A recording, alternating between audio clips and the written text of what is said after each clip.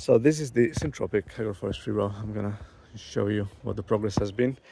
This year we've not planted a cover crop into the agroforestry row because last year what happened is that it was quite difficult to manage the cover crop at the end, to terminate the cover crop at the end, because of these plants being all very small and getting overwhelmed by the cover crop. So when we went to cut the cover crop, it was easy to damage these.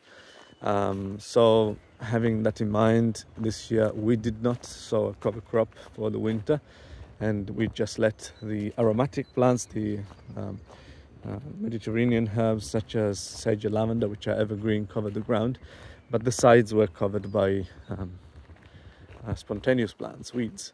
And so yeah, look at the nice fructification here. And so essentially what happened is that we had to then manage this. So a lot of the organic matter you see on the ground comes from having cut crutchgrass and other weeds that had developed within the row, some dock, etc. So the management, which I'll discuss in a minute, of this row is very important. This is an agroforestry row planned, designed with Gennaro Cardone, an expert of Mediterranean syntropic farming and agroforestry in particular. And I'm going to show you now what the pattern is here. If I move away a little bit and my shadow doesn't get in the way, I will identify a place where the pattern is evident. Here we go. So the unit, if you want, that repeats itself is the following. We have a white willow in the middle, then we have two red willows, 1 and 2, then we have two elder flowers, one, and the other one you don't really see it very well, but it's next to the khaki here. Let me just move a little bit closer. It's there. And then we have the fruit trees on the outside. So here it's mulberry, it's very small, you don't see it, and over here is the khaki, the persimmon. So we have every 4 meters a fruit tree, and then we have two sambucus, elderflower, then we have two red willow and one white willow, which will be the support species, the taller one in the middle for shade. On the side of the white willow we have thornless blackberries. Now I'm gonna zoom in to show you that. Thornless blackberries, and these are the new shoots, and these are the old shoots. And I think that's it. On the sides we have Jerusalem artichokes. They will form a wall, they're popping up through the sides now. And also some artichokes. You can see the artichokes here, normal artichokes. And then we have every 50 centimeters a Mediterranean herb, and that's your sage and your lavender. So now that I've explained what we're looking at, I can do another quick run through.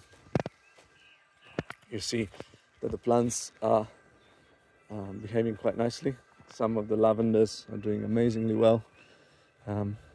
We are pruning and shaping the white willow so that it gets crown lifted and we get crown at the top for shade. We haven't touched the persimmons, the khaki, that much. We have been cutting the herbs down. We will do that with the lavender after flowering, and using everything as a mulch.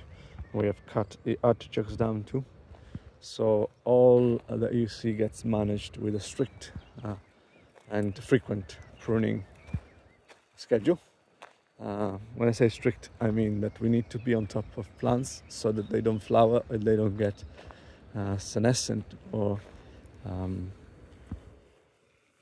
extractive. We want to keep them in their vegetative juvenile phase. The elderflower will be pruned soon, and yeah, you can see how high density systems like this produce a beautiful display of diversity, but also they cover the ground very effectively through the chop and drop and the continuous disturbance given by pruning that we can use as a mulch, prunings that we can use as a mulch, and also by the effect of their canopy. Imagine here there will be in the summer a wall of Jerusalem artichokes, and in the winter most of these guys, everything disappears or loses their leaves, and we always only have sage and the lavender all along covering the ground. So that's it.